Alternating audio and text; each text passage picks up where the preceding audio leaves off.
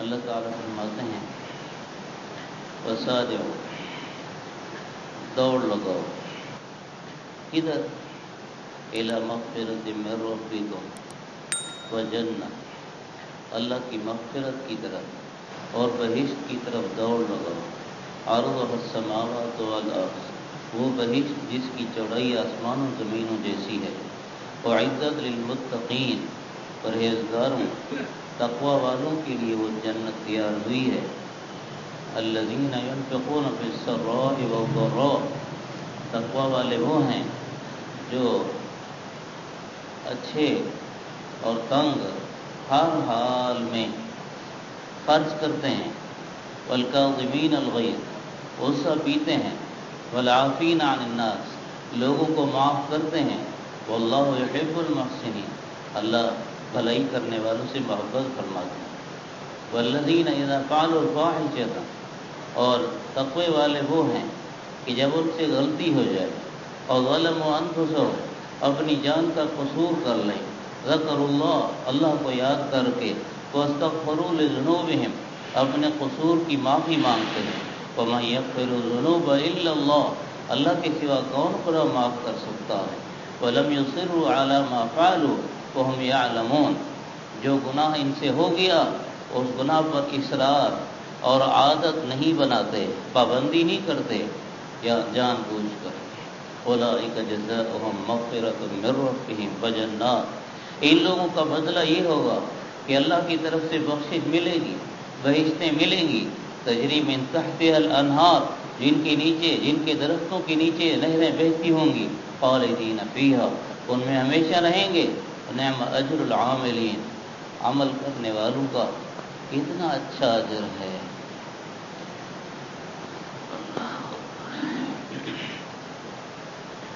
اس میں جنت کی ترغیب دی گئی ہے ہم کو، ایمان والوں کو۔ پیچھے لفظ آ رہا یا ایھا الذین آمنوا، ایمان والوں کو جنت کی ترغیب دی گئی ہے، اللہ تعالیٰ کی مغفرت اور بخشش حاصل کرنے کی ترغیب دی گئی ہے۔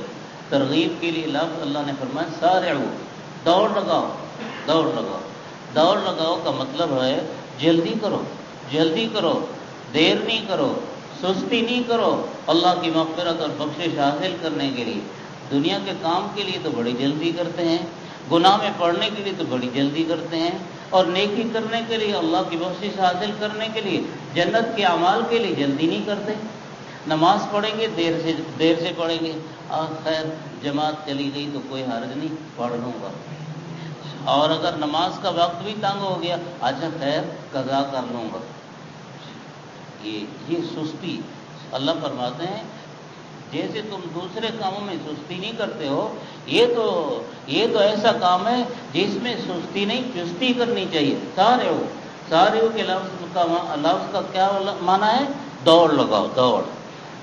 اس کا معنی، لیکن اللہ تعالیٰ کا فرمان، اس فرمان کا مطلب یہ نہیں ہے کہ جب مسجد میں آؤ تو دوڑتے دوڑتے آؤ، بلکہ جس طرح کوئی آدمی جلدی جلدی میں جا رہا ہو تو ہم لوگ اسے کہتے ہیں کہاں بھاگا جا رہا ہے، حالانکہ وہ بھاگ نہیں رہا ہوتا، وہ جلدی جلدی میں ہوتا ہے، تو ہم اسے کہتے ہیں کہاں بھاگا جا رہا ہے۔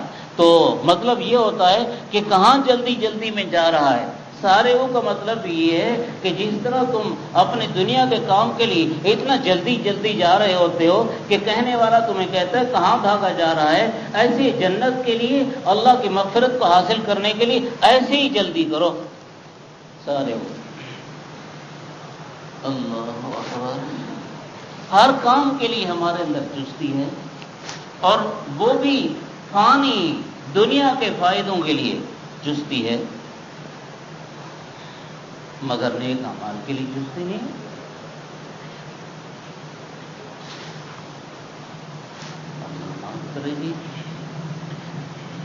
آدمی دکان پر کھڑا ہے نا تو اپنے گاہکوں کو جلدی جلدی سنبھالنے کی کوشش کرتا ہے۔ مثلا وہ کہتا ہے کہ بھئی نماز کا ٹائم ہو گیا، جلدی جلدی تمہیں سودا دے دوں، اب گاہک تو ختم ہوتے ہی نہیں۔ یہ نہیں کرتا کہ دکان ہی بند کر دے، بھئی اذان آ گئی، بس دکان بند کر دے۔ جمعے کی نماز سے متعلق اللہ تعالیٰ نے فرمایا نا، اذا اذا نودی للصلاۃ من یوم الجمعۃ فاسعوا الی ذکر اللہ، جب جمعے کی نماز کی اذان آ جائے، یہ پہلی اذان، تو دوڑ لگاؤ، یہاں پر بھی فاسعوا کا لفظ ہے، دوڑ لگاؤ، جلدی کرو، الی ذکر اللہ، اللہ کے ذکر یعنی نماز کی طرف، وذروا البیع، خرید و فروخت چھوڑو۔ اب آگے اللہ تعالیٰ نے کیا فرمایا؟ فَإِذَا قُضِيَتِ الصَّلَاةُ فَانتَشِرُوا فِي الْأَرْضِ، جب نماز تم جمعے کی پڑھ لو اس کے بعد پھیل جاؤ زمین میں، وَابْتَغُوا مِن فَضْلِ اللَّهِ، اللہ کا ذکر، اللہ کا فضل تلاش کرو، یعنی نماز کے بعد رزق تلاش کرو۔ اب نماز کا جب وقت آ گیا تو اب رزق کی تلاش بند کر دو، ذروا البیع، خرید و فروخت بند کرنے کا معنی کیا ہے؟ اسے چھوڑنے کا معنی کیا ہے؟ اپنی رزق کی تلاش بند کر دو، اب رزق نہیں، اب رازق کی طرف متوجہ ہو جاؤ۔ اور ہم رازق کی طرف متوجہ ہونے کے بجائے رزق کی طرف اتنے متوجہ ہیں۔ یہ رزق ساتھ نہیں جائے گا، رزق کام نہیں آئے گا، رازق کام آئے گا۔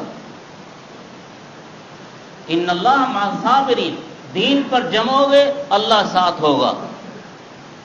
ان اللہ مع المحسنین، نیکی کرو گے اللہ ساتھ ہوگا۔ اب اللہ کو ساتھ لینا ہے، نہ کہ مخلوق کو ساتھ لینا ہے۔ ہم تو ان دنیا کی فانی چیزوں کو ساتھ لینے کے لیے تیار ہیں، اور اللہ کو ساتھ لینے کے لیے تیار ہیں۔ اب یہ جو وبا آئی ہے،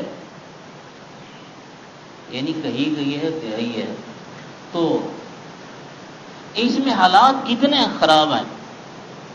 آدمیوں کے روزگار بند ہو گئے۔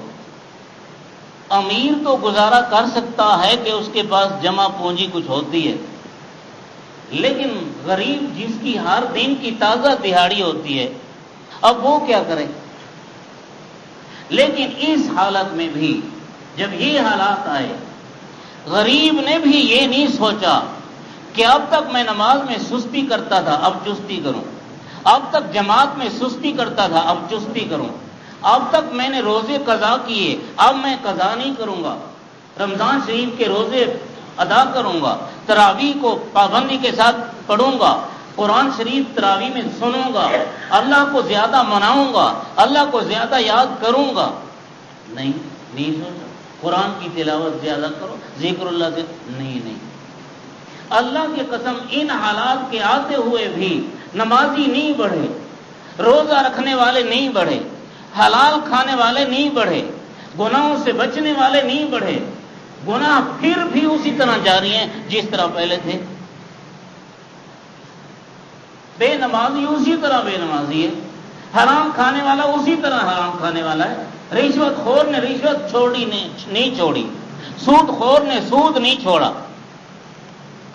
دو نمبری کرنے والے نے اپنی دو نمبری نہیں چھوڑی، دھوکہ باز نے دھوکہ بازی نہیں چھوڑی، اسی طرح ہے، جھوٹ بولنے والے نے جھوٹ سے توبہ نہیں کی، پورا ملک جھوٹ کی لپیٹ میں آ گیا، غیبت کرنے والے نے غیبت سے توبہ نہیں کی ہے، بہتان لگانے والے نے بہتان سے توبہ نہیں کی ہے، بد نظری کرنے والے نے بد نظری سے توبہ نہیں کی ہے، گانا سننے والا اب بھی گانا سنتا ہے، آنکھوں کو حرام میں ڈالنے والا موبائل کے ذریعے سے باہر بازار میں گھومے اگر عورت نظر آئے تو، اور نہیں تو موبائل کے ذریعے سے ساری گندگی دیکھ رہا ہے، اب فارغ ہو گیا اس لیے صبح سے لے کر شام تک، شام سے لے کر صبح تک یہ گندگی دیکھتا پھر رہا ہے۔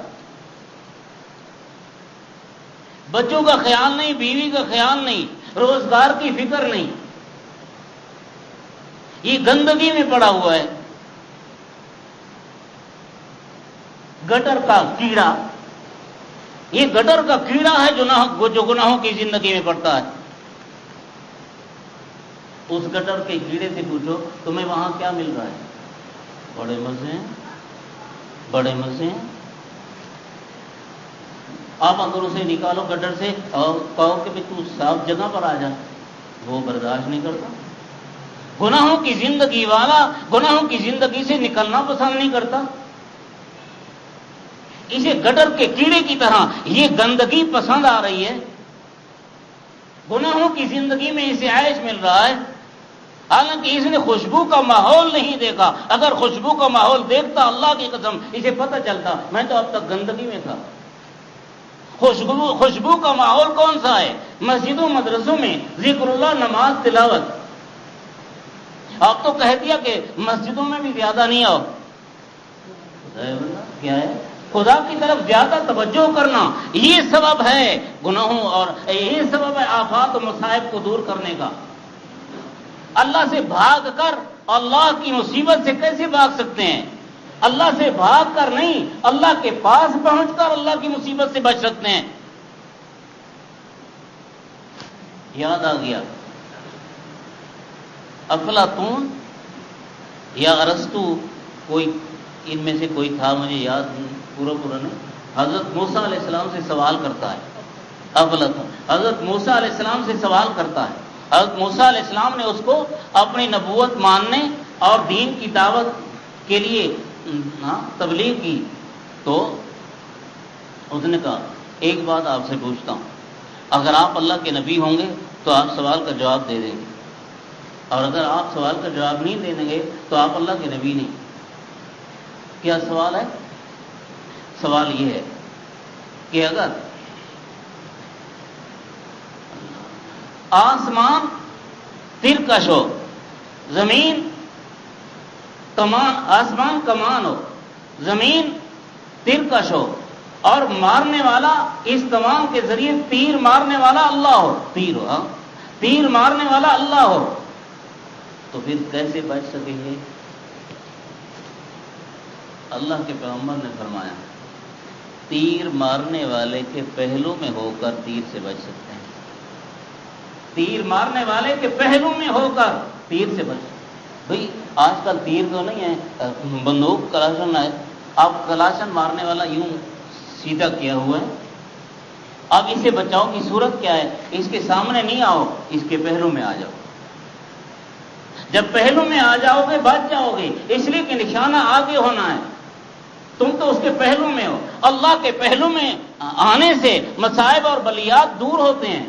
یہ کیا ہے کہ اللہ سے بھاگنے سے دور ہوتے ہیں؟ نہیں، اللہ کی قسم یہ غلط پہلو ہے، دین کے اعتبار سے غلط ہے۔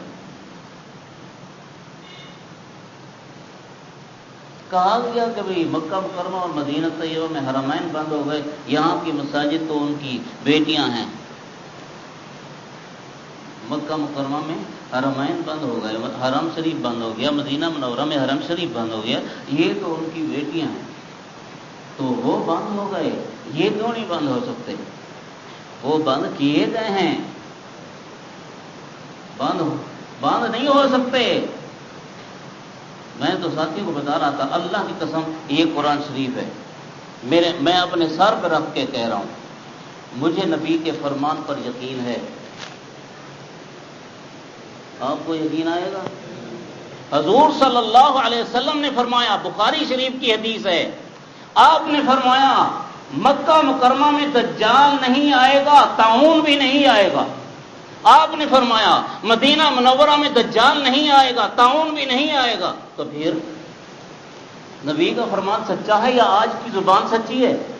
میں کہتا ہوں عرب کا شہزادہ بھی جھوٹ بولتا ہے، اللہ کی قسم، یہ بھی زر خرید غلام ہے، جس طرح ہمارے حرمین شریفین میں مکہ مکرمہ کی حدود میں دجال بھی نہیں آئے گا اور طاعون بھی نہیں آئے گا۔ مدینہ منورہ کی حدود میں دجال بھی نہیں آئے گا، طاعون بھی نہیں آئے گا۔ اللہ کے فرشتے محافظ اور چوکیدار ہیں مکہ اور مدینہ کے۔ اللہ کے فرشتوں کے سے طاعون نکل سکتا ہے اور دجال نکل سکتا ہے اللہ کے فرشتوں سے۔ جہاں اللہ کے فرشتے آ جائیں میدان بدر میں شیطان بھاگ جاتا ہے، میدان بدر میں شیطان بھاگ گیا، قال انی بریء منک، پہلے ابو جہل کا ہاتھ پکڑے ہوئے تھا اس نے، جب فرشتوں کو آتا دیکھا انی ارى ما لا ترون انی اخاف اللہ، قرآن شریف کہتا ہے، اس نے کہا چھوڑو، اپنا ہاتھ چھڑوایا، بھاگا۔ ابے کہاں جا رہا ہے؟ میں ایسی مخلوق کو دیکھ رہا ہوں جو تمہیں نظر نہیں آتی، مجھے اللہ کا خطرہ ہے، اللہ کے عذاب کا خطرہ پڑ گیا کہ فرشتے مجھے پکڑ کے سزا دیں گے، میں جا رہا ہوں۔ جہاں فرشتے ہیں وہاں شیطان نہیں آ سکتا، شیطانی اثرات کہاں آ سکتے ہیں؟ اس لیے شہزادوں کی شہزادوں کی شرارت ہے وہاں، اس لیے مکہ اور مدینہ بند ہو گیا، ورنہ شرعن یہ جائز نہیں ہے۔ بھئی میں حدیث پڑھ رہا ہوں، بھئی یہ میں مفتیوں کا فتویٰ نہیں نقل کر رہا، میں حدیث پڑھ رہا ہوں آپ کو۔ حضور نے فرمایا ہے کہ طاعون نہیں آئے گا۔ طاعون کیا ہوتا ہے؟ وبا ہوتی ہے نا بھائی، طاعون وبا ہوتی ہے، طاعون جیسی وبا نہیں آ سکتی۔ اور امریکہ، اسرائیل، برطانیہ کا بنایا ہوا وائرس آ سکتا ہے؟ نہیں آ سکتا، نہیں آ سکتا، نہیں آ سکتا۔ میرا تو ایمان ہے نبی کے فرمان پر، آپ جو چاہے ایمان رکھے، جو چاہے انکار کرے، میرا تو فرمان ہے، میرا تو ایمان ہے۔ یہ چالیں ہیں جو چلی جا رہی ہیں، مجھے آپ کو دین سے دور رکھنے کے لیے، مجھے آپ بے دینی آئے گی تو ان کے منصوبے پورے ہوں گے نا۔ اور دین کہاں ہے؟ مسجد مدرسے میں، ان کو بند کرو۔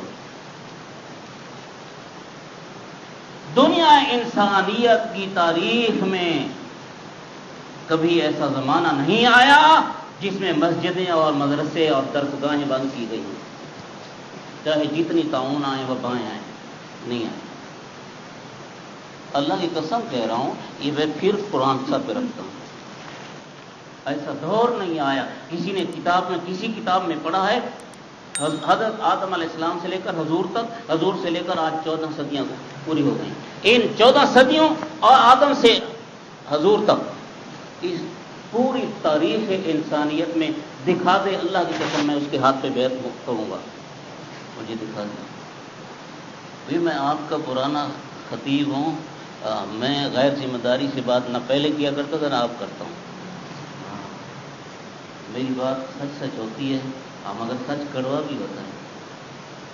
حضور صلی اللہ علیہ وسلم نے ایک صحابی رسول کو فرمایا تھا، قل الحق وإن كان مرا، حق بولو چاہے کڑوا بھی ہو۔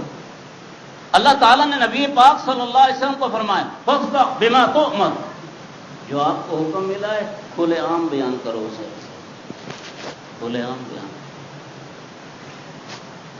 میں یاد کر رہا تھا کہ بھی دیکھو گناہوں کی زندگی نہیں چھوڑی ہم کیسے۔ اچھا بھائی، اللہ تعالیٰ نے قرآن شریف میں سمجھایا ہے، اسرائیل ایک فرشتہ ہے جو روح قبض کرنے کے لیے مقرر ہے۔ نبی نے بھی اپنے ارشادات میں فرمایا ہے اسرائیل ایک فرشتہ ہے اور روزانہ وہ انسانوں کی روحیں قبض کرتا ہے۔ آپ کا ایمان ہے یا نہیں؟ ہم آپ دیکھتے رہتے ہیں موت کو۔ اب اللہ رسول نے سمجھایا کہ یہ روح کون قبض کرتا ہے؟ اسرائیل علیہ السلام اور اس کی جماعت، ان کے ساتھ کچھ فرشتے بھی اور بھی ہیں۔ اب اسرائیل اور اس کی جماعت روزانہ روح قبض کرتی ہے۔ ہم نہ اسرائیل سے ڈرے نہ اس کی جماعت سے ڈرے تو وائرس سے ڈرے۔ کیسی بات ہو گئی؟ خدا رسول کے فرمان پر یقین نہ آیا، ذرائع ابلاغ کے کہنے پہ یقین آ گیا، موت آئی، موت ہوئی۔ اب اسرائیل وہ اب سے پہلے مر گیا تھا کیا؟ اینما تکونوا یدرککم الموت، اینما تکونوا یأتی بکم اللہ۔ اللہ فرماتے ہیں موت تم پر آئے، ہم جنازے بھی اٹھا رہے ہیں اور کہتے ہیں جی مرنے والا مر گیا، بس ہم تو نہیں مر گئے، نہ ہم نے مرنا ہے، مرنے والا مر گیا۔ یہ اسرائیل روح قابض کرنے، ہم نے اپنی موت تک کے لیے کیا زندگی بنائی، کیا زندگی بنائی، وائرس سے اتنا ڈرے۔ اچھا ڈرنا ہی تھا وائرس سے تو اتنا تو ڈرتے کہ نیکی کی طرف تو آتے۔ یہ تو ڈر کا یہ اثر ہوتا۔ یہ کیا اثر ہوا؟ ٹی وی اسی طرح چل رہی ہے، موبائل کی گندگی اسی طرح چل رہی ہے، خدا کی نافرمانیاں اسی طرح ہیں، بے حیائی بازاروں میں اور جب کھلتے ہیں تو اسی طرح ہے۔ جیسے دوسرے گناہ ہیں، میں نے گنے آپ کو کتنے۔ جو دھوکہ بازی کرتا ہے وہ اب بھی دھوکہ بازی کر رہا ہے، اسے ہوش بھی نہ آیا کہ اگر یہ ہے تو اللہ کا عذاب ہے، میں اللہ کو مناؤں۔ نہیں منانے کی ضرورت نہیں ہے۔ مجھے کبھی کبھی جذبات میں آ کر یہ کہنا پڑتا ہے، ایسے لگتا ہے جیسے کلمے والے کو بھی خدا رسول کے فرمانوں پر یقین نہیں۔ کلمے والے کو جب نبی کی حدیث سنتا ہے تو کلمے والا بھی سوچتا ہے پتہ نہیں یہ سچ ہوگا، پتہ نہیں یہ سچ ہوگا۔ اب خدا تعالیٰ قرآن کہتا ہے بھئی سود سے برکات مال کی مٹ جاتی ہے اور بے برکتی اور نحوست آ جاتی ہے، یمحق اللہ الربا۔ اب کتنوں نے سود چھوڑا ہے؟ یہ قرآن کو میں آج پڑھ رہا ہوں، یہ تو 14 صدیاں ہو گئی ہیں اور یہ لفظ لکھا ہوا ہے، یمحق اللہ الربا۔ پاکستان والوں نے سود چھوڑا ہے؟ نہیں، دن بدن سرکاری سرپرستی میں بڑھتے جا رہے ہیں۔ پرائز بانڈ آئے تھے، وہ کبھی بڑا شور تھا۔ آپ موبائل میں اپنے اکاؤنٹ میں 1000 رکھتے ہیں، 1000 رکھتے ہیں اور آپ کو فری منٹ ملتے ہیں، آپ کو فری ایم بی ملتے ہیں، آپ کو فری پیکج ملتا ہے۔ یہ free package, free MB free, فری منٹ کہاں سے ملے آپ کو؟ یہ سود نہیں ہے؟ اللہ کی قسم یہ سود ہے۔ آپ اپنا 1000 روپیہ اس میں رکھ لیتے ہیں، آپ کہتے ہیں کہ یہ ٹھیک ہے مجھے مل رہے ہیں، آپ کا 1000 تو اسی طرح کھڑا ہے، موجود ہے نا، آپ کا 1000 تو نہیں کٹتا، جتنے منٹ وہ دیتے ہیں آپ کا 1000 اسی طرح ہے۔ تو یہ جو آپ نے منٹ نکالے ہیں، آپ کو ملے ہیں، یہ سود نہیں ہے؟ اچھا اگر آپ سوچ رہے ہو کہ بول صاحب غلط مسئلہ بیان کر رہا ہے، تو حضور کی حدیث ہے، کیا ہے؟ حضور کی حدیث ہے، آپ صلی اللہ علیہ وسلم نے فرمایا، مجھے قرآن آتا ہے، نبی کا فرمان آتا ہے، حضور صلی اللہ علیہ وسلم نے فرمایا کل قرض جر نفعا فهو ربا، وہ قرض جو نفع کو کھینچتا ہو وہ سود ہے۔ اب ہم نے 1000 روپیہ قرض ان کو دیا، منٹوں کا اور ایم بی کا پیکج کا نفع حاصل کر رہے ہیں، 1000 تو اسی طرح کھڑا ہے۔ بھئی حضور کا فرمان سمجھو، سنو کیا کہا میں نے؟ ہر وہ قرض جو نفع کھینچتا ہو وہ سود ہے۔ حضور نے فرمایا، حضور نے فرمایا، حضور نے فرمایا صلی اللہ علیہ وسلم۔ بھئی اگر تم نہیں کر سکتے تو یہ کرو نا، اکاؤنٹ میں پیسے نہ رکھو، آپ اپنا پیکج لگوا لو۔ یہ مہینے کا پیکج ہوتا ہے 350 450 روپیہ لگتا ہے اور پھر پیکج ملتا ہے، یہ رکھ لو نا۔ اب اس میں آپ کے پیسے نہیں ہیں، آپ کے پیسے انہوں نے لے لیے، آپ کو اپنا پیکج دے دیے بس۔ یہ سود نہیں ہے، یہ سود ہے جو آپ 1000 روپیہ اکاؤنٹ میں رکھتے ہیں پھر آپ کو منٹ ملتے ہیں۔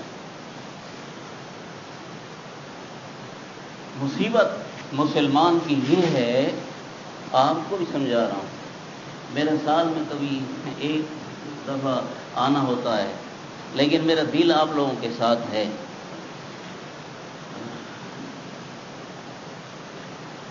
کیا کرنا چاہ رہا تھا جی؟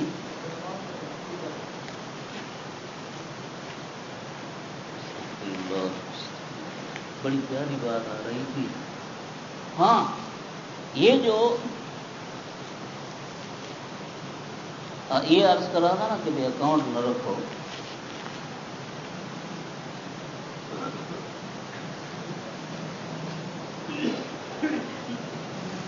پھر مجھے بتا دو کوئی۔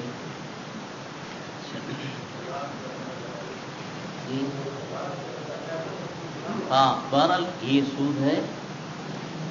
کوئی بات اور اسی سلسلے کی یاد آ رہی ہے، اگر یاد آئی تو میں پھر بتاؤں گا۔ اچھا، تو ہم گناہ سے بچیں، مغفرت اور جنت کی طرف تیزی کریں، اس لیے کہ موت آدمی کی طرف تیزی کر رہی ہے۔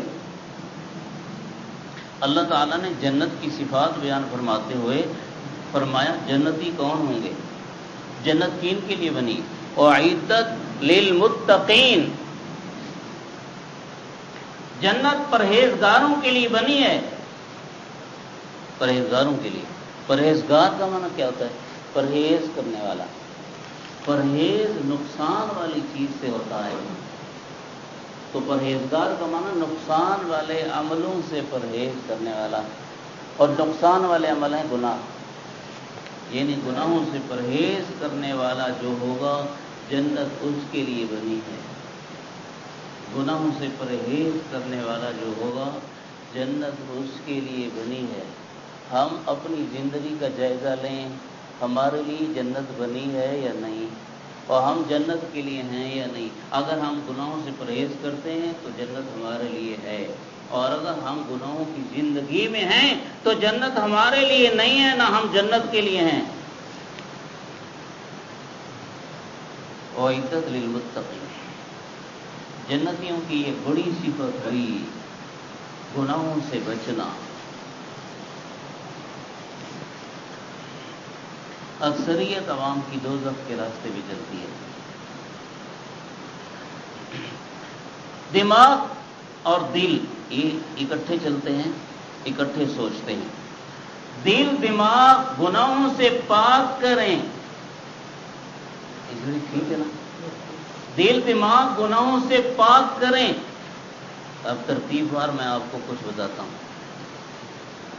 دل دماغ گناہوں سے پاک کریں، یعنی گندے خیالات نہ سوچیں، گندے ارادے، گندی نیتیں، گندے منصوبے دل دماغ میں نہ بنائیں۔ اپنے دل دماغ کو پاک صاف کریں۔ آج نوجوان گندگی دیکھتا ہے تو گندے خیالات سوچتا ہے، اور گندے خیالات آتے نہیں ہیں، یہ خود لاتا ہے۔ آنا گناہ نہیں، لانا گناہ ہے۔ خیالات گندے بھرنا گناہ ہے دل دماغ میں۔ آنکھ گندی چیزیں دیکھے گی تو دل دماغ میں گندگی بھرے گی۔ دل کو پاک رکھنا چاہیے، یہ اللہ رسول کی محبت کا محل ہے، اللہ رسول کی محبت کا محل ہے۔ ہم اپنے گھر میں گندگی بھر دیں تو گھر رہنے کے قابل نہیں، اور اس بندے کو بڑا گندا بندہ سمجھتے ہیں جس کے گھر میں گندگی ہی ہو۔ وہ دل گندا ہے، وہ دل والا بھی گندا ہے جس کے دل میں گندگی ہو گناہوں کی۔ پاک کرو تاکہ اللہ رسول کی محبت آ جائے، اللہ رسول کی محبت آ جائے، اللہ رسول آ جائیں۔ وزیر اعظم، وزیر اعلیٰ، تھانے دار، کمشنر اگر ہماری چوک پہ آ رہا ہو تو ہم گلی کی بھی صفائی کریں گے، چوک کی تو اس سے زیادہ صفائی کریں گے، چوک کے کمروں کی اس سے زیادہ صفائی کریں گے۔ اللہ کے رسول ہمارے اندر آئیں، یعنی ان کی محبت ہمارے اندر آئے، سر سے لے کر پاؤں تک اپنے کو صاف رکھنا ہوگا، جیسے گلی کوچوں کو صاف کیا۔ کیا اللہ رسول تھانے دار سے، کمشنر سے، وزیر اعلیٰ سے، وزیر اعظم سے کم حیثیت رکھتے ہیں کہ دل کو گندا کر رکھا ہے اللہ رسول کی محبت کے لیے؟ اور پھر کہتے ہیں اللہ رسول کی محبت بھی اس میں آئے، کیسے آئے؟ گندا کر رکھا ہے۔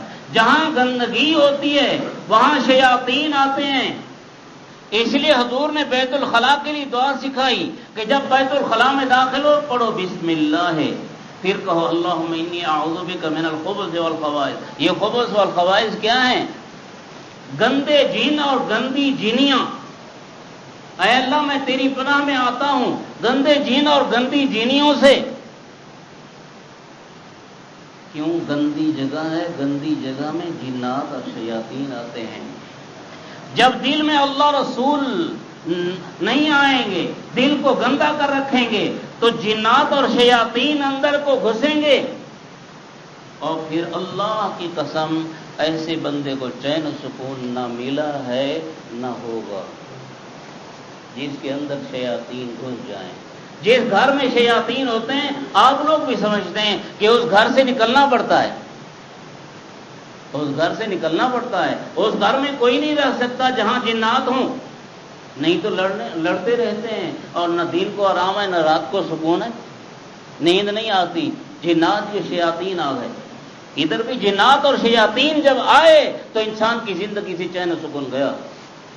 اللہ کی قسم بندے مانتے ہیں لیکن دل میں مانتے ہیں، عملاً نہیں مانتے۔ یہ بات مومن کلمے والے بھی نہیں مانتے، کافر تو کافر ہیں۔ کلمے والے بھی نہیں مانتے کہ چین و سکون کہاں سے ملے گا. یہ سمجھتے ہیں چین و سکون ملے گا پیسے زیادہ اکٹھے کرنے سے، چاہے حلال ہوں یا حرام. پیسے زیادہ اکٹھے کرنے سے، چاہے حلال ہوں یا حرام، یہ اس سے سکون آئے گا. فیکٹریاں زیادہ لگا لیں، دکانیں زیادہ بنا لیں، ہاں، اور ملیں لگا لیں، جائیدادیں بہت بڑا بنا لیں، اسے چین و سکون آئے گا. یہ نسخہ چین و سکون کا نہیں ہے. چین و سکون کا نسخہ ہے دین والی زندگی. الا بذکر اللہ تطمئن القلوب. چین و سکون والی زندگی، یہ سکون کا نسخہ ہے. اس دین والی زندگی، یہ چین و سکون کا نسخہ ہے. اب یہ نسخہ بتایا اللہ رسول نے، اور ایک نسخہ تجویز کیا ہم نے، وہ بتایا ہمیں شیاطین نے. تو اللہ رسول کا نسخہ کامیاب ہے یا شیاطین کا؟ شیاطین کا نسخہ استعمال کر کے چین نہیں پایا جا سکتا. اللہ رسول کا نسخہ استعمال کر کے چین و سکون ملتا ہے. اللہ اللہ، مسلمان اس طرف متوجہ نہیں ہے. ہوتا کہتا ظاہری جو اسباب اکٹھے کر سکتے ہیں وہ کریں گے. گھر میں کمرے میں ایئر کنڈیشن لگائیں گے، سردی ہوگی تو گرمی کا انتظام کریں گے، اور پھر اسے کمرے میں سکون ملے گا. نہیں، دین ہوگا تو سکون ملے گا. اللہ رسول کی محبت ہوگی تو سکون ملے گا. نماز، روزہ، زکوٰۃ، حج، قرآن کی تلاوت، ذکر اللہ ہوگا تو سکون ملے گا. اللہ کی قسم ایسی بات ہے، اللہ کی قسم ایسی بات ہے، اس کی سوا نہیں ہے. وہ پاگل ہیں جو دنیا میں سکون ڈھونڈتے ہیں، وہ پاگل ہیں. جیسے یہ میں نے آپ کو بتایا گڈر کا کیڑا، اس کو وہاں سکون ملتا ہے. اب آپ عقل مند ہیں، آپ سمجھیں گے ادھر سکون نہیں ہے، بدبو ہے. بدبو میں کہاں سکون؟ بدبو والی زندگی گناہوں والی زندگی ہے، اس میں کہاں سکون؟ خوشبو والی زندگی نیکیوں والی زندگی ہے، اس میں سکون ہے، اس میں سکون ہے. جب ہم بدبو کے ماحول کے وہ ہو گئے نا، عادی بن گئے، تو ہم نے سمجھا ادھر سکون ہے. گناہوں کی زندگی کے عادی ہو گئے تو سمجھا کہ ادھر سکون ہے. نہیں، ادھر سکون نہیں. دل کو پاک، دل دماغ کو پاک صاف کرو، گندے خیالات نہیں سوچا کرو. نمبر 2، آنکھ کو پاک کرو. حضور صلی اللہ علیہ وسلم نے فرمایا جس آنکھ کے ذریعے سے حرام دیکھتا ہے قیامت کے دن اسے جہنم میں ڈال دیا جائے گا، اور جہنم کی سلاخیں گرم کر کر کے اس کو سلائی کی طرح پہنائی جائیں گی. سلائی کی طرح، کہ جیسے سرما آپ پہنتے نہیں ہیں، سرما ایسے. پھر یہ آنکھ تو اتنا نازک عضو ہے کہ اس نازک عضو میں تھوڑا سا تکلیف پہنچ جائے تو آدمی کا سارا جسم بے سکون ہو جاتا ہے، چیخیں نکلتی ہیں. اور جب جہنم کی آگ سے تپائی ہوئی سلاخیں لگیں گی تو پھر کیا ہوگا؟ یہ کسے ملے گا؟ بد نظری سے، بری نگاہ سے، حرام دیکھنے سے. اللہ ہماری حفاظت فرمائے. انعام کیا ملے گا اگر حرام سے بچیں گے؟ حضور صلی اللہ علیہ وسلم نے فرمایا جب آنکھ کے سامنے حرام آ جائے اور وہ پسندیدہ بھی ہو آدمی کی، اچانک نظر پڑے کسی حسین پر اور پھر وہ اپنی نگاہ جھکا لے، تو اللہ تعالی عبادت اور ایمان کی مٹھاس فوراً عطا فرما دیتے ہیں. عبادت ایمان کی مٹھاس کیسی ہوتی ہے؟ ذکر اللہ میں مزہ آتا ہے، نماز میں مزہ آتا ہے، قرآن کی تلاوت میں مزہ آتا ہے. اب مزہ نہیں آتا اس لیے کہ پلید ہیں. اللہ، نسخے غلط استعمال کر رہے ہیں بھائی. اپنی جان کے دشمن ہیں ہم. زہر کھا کے شفا نہیں ملے گی، صحت افروز دوائی کھا کے نجات ملے گی. نسخہ کیمیاء اللہ رسول کا بتایا ہوا استعمال کر کے نجات ملے گی. کان میں حرام سنتے ہیں، کوئی گندگی کی ویڈیو یہاں آلہ لگا کر سنتا ہے اور ادھر آنکھ کو حرام کرتا ہے. کوئی گانے سنتا ہے، کوئی غیبت سنتا ہے، دوسروں کے عیب سنتا ہے، اس کان کو گندا کرتا ہے. حضور صلی اللہ علیہ وسلم نے فرمایا جو آدمی کانوں سے گناہ کی باتیں سنتا ہو، جو آدمی کانوں سے گناہ کی باتیں سنتا ہو، جہنم میں اسے ڈال کے سیسا پگھلا کے اس کے کانوں کو بھرا جائے گا۔ سیسا یہ لوہے کی طرح کی کان ہوتی ہے بھائی، سیسا پگھلا کے اس کے کانوں کو بھرا جائے گا، پگھلا کے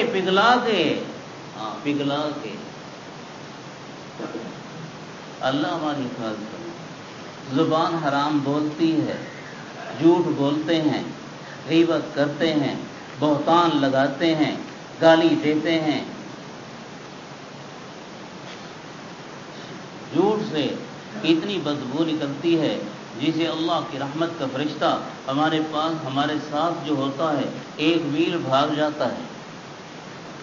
وہ بدبو سے آتی ہے اس لیے کہ وہ خوشبو کے ماحول والا ہے، ہمیں بدبو نہیں آتی اس لیے کہ ہم بدبو کے ماحول والے ہیں۔ زبان زبان زبان، اس کو ٹھیک چلاؤ، ٹھیک چلاؤ، ٹھیک چلاؤ۔ یہ تو ذکر کے لیے ہے۔ ایک اللہ والے نے بڑی عجیب بات فرمائی، ہم آپ سارے ماں کے پیٹ سے دنیا میں آئے، ماں کے پیٹ میں ہمیں اللہ نے غذا دی ہے، لیکن ماں کے پیٹ میں کون سی غذا تھی؟ ماں کے منہ سے جانے والی غذا ماں کے پیٹ میں ہمیں نہیں ملی ہے۔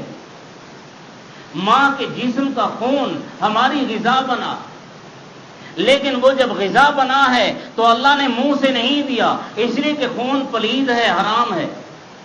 جب ہمارے جسم سے نکلتا ہے تو ہم وضو سمجھتے ہیں کہ وضو ٹوٹ گیا، ہمارے کپڑے پہ لگتا ہے تو ہم کہتے ہیں کپڑا پلید ہو گیا، اس کو صاف کرنا پڑے گا۔ یہ خون تو حرام اور پلید ہے۔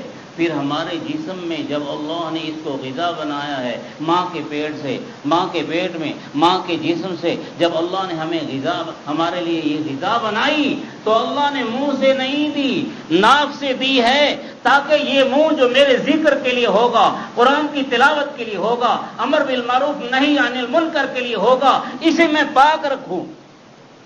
اللہ نے ماں کے پیٹ میں تو پاک رکھا، ہم یہاں لغویات اور فضولیات اور گناہ کی باتیں بول بول کے منہ کو گندا کرتے ہیں اور پلید کرتے ہیں۔ پھر ذکر اللہ کی توفیق کیسے ہوگی؟ یہ تو پاک منہ میں اللہ اتنے پاک ذات ہیں، اتنے پاک ذات ہیں کہ ہم اپنی حیثیت کو سوچیں تو اللہ کا نام لینے کی بھی ہم لائق نہیں ہیں۔ 1000 بار بشویم زباں بمشک و گلاب، ہنوز نام تو گفتن کمال بے ادبیز۔ اللہ والے کہتے ہیں اگر 1000 دفعہ کستوری اور عرق گلاب سے منہ اس زبان کو صاف کر لیں، پاک کر لیں، تو بھی اللہ تیرا نام لینا بے ادبی معلوم ہوتا ہے۔ لیکن اس اللہ نے اپنے نام لینے کے لیے صرف اجازت نہیں دی، حکم دیا ہے۔ صرف حکم نہیں دیا، نام لو تو انعام ملے گا۔ اس منہ کو جو اس مقصد کے لیے آئے ہم نے ناپاک کیا اور پلید کیا، کیا بولا منہ سے؟ کبھی سوچا؟ مسلمان سوچے، مسلمان سوچے، مسلمان سوچے تاکہ جنتی بنے۔ وہ بھی کافروں کا نہ جنت پر ایمان ہے، نہ دوزخ پر ایمان ہے، نہ قبر کے عذاب ثواب پر ایمان ہے، وہ کچھ نہیں مانتے۔ ہم ماننے والے ہیں، مان کے دکھاویں۔ زبان کو پاک رکھو، پیٹ کو پاک رکھو۔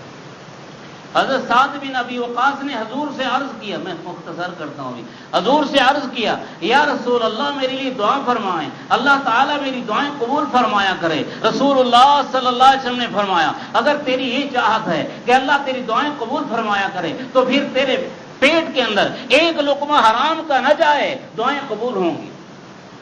اللہ کی قسم حضرت سعد بن ابی وقاص نے حضور کی اس نصیحت پہ عمل کیا۔ یہ 10 مبشرہ میں سے ہیں 10 صحابی جنہیں ایک مجلس میں رسول اللہ نے جنتی ہونے کی بشارت دی ہے، ان میں سے ایک سعد بن ابی وقاص ہیں۔ انہوں نے حضور کی نصیحت پر عمل کیا، پھر دعا کی بھی تو قبول ہوئی، بد دعا کی بھی تو قبول ہو گئی۔ ایسے واقعات ہیں۔ یہ نصیحت صرف سعد بن ابی وقاص کے لیے تو نہیں تھی، سارے امتیوں کے لیے تھی، اس لیے وہ نقل ہو کر یہاں پر پہنچی ہے۔ حضور نے فرمایا اگر آدمی ایک جوڑا خرید کرے جوڑا خرید کرے، یہ کپڑوں کا جوڑا، اور اس جوڑے کے اندر جو پیسے لگائے ہوں ان پیسوں میں سے 9 حصے حلال کے پیسے ہوں اور 1 حصہ 10واں حصہ حرام کے پیسے ہوں، جب تک یہ لباس جسم پر ہے نماز قبول نہیں۔ حضور کی حدیث ہے بھائی، میں سنا کے حدیثیں نہیں بیان کیا کرتا، دیکھ کر آتا ہوں۔ یہ حضور کی حدیث آنکھوں سے دیکھی ہے۔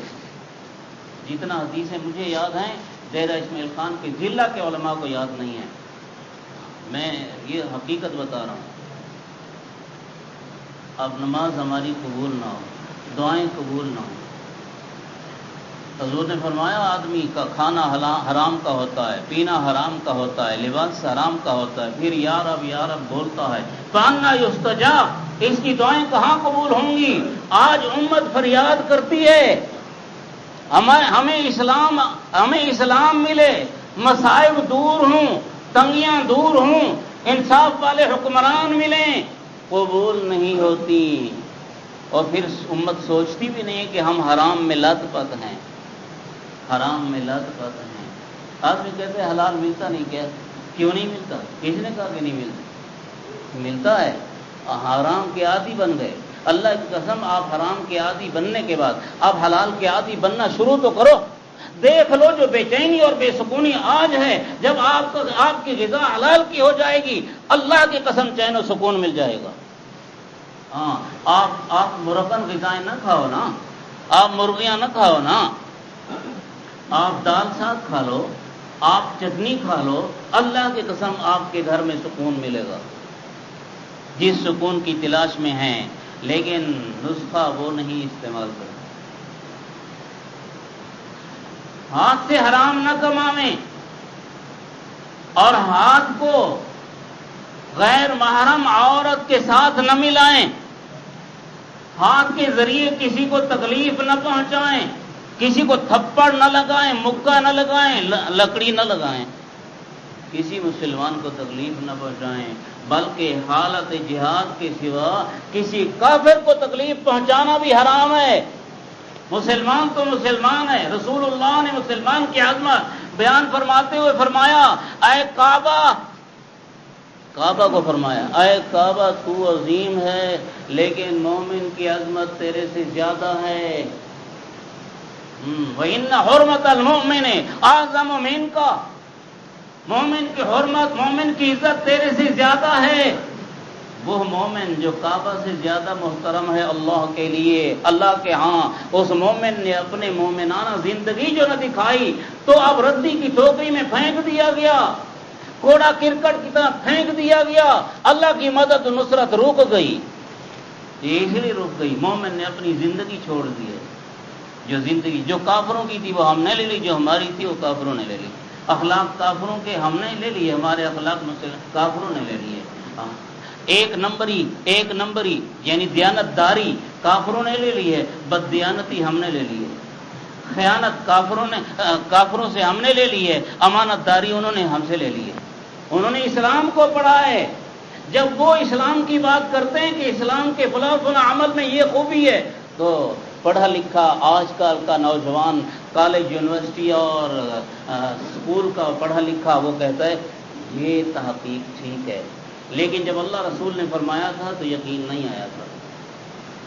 سائنسدان کہہ دے ٹھیک ہے، امریکہ، برطانیہ، اسرائیل کہہ دے ٹھیک ہے، قرآن کہے، نبی کا فرمان کہے، نہیں یقین ہے، نہیں ہے۔ اللہ معاف فرمائے۔ خواہش نفس کو حرام جگہ استعمال نہ کریں، لڑکے بازی میں اپنی خواہش کو، اپنی جوانی کو برباد نہ کریں، زناکاری میں اپنی جوانی کو، اپنی صحت کو برباد نہ کریں، خواہش نفس کو پاؤں گناہ کی طرف چل کے نہ جائیں۔ کیا کہوں، ایک ایک گناہ کو بیان کرنے کے لیے پتہ نہیں کتنا وقت چاہیے۔ اعدت للمتقین، جب سر سے لے کر پاؤں تک ہم گناہوں سے اپنے کو پاک کر لیں گے، جنت ہمارے لیے ہے، مرتے ہی بہشت میں جائیں گے۔ اللہ ہمیں عمل کی توفیق نصیب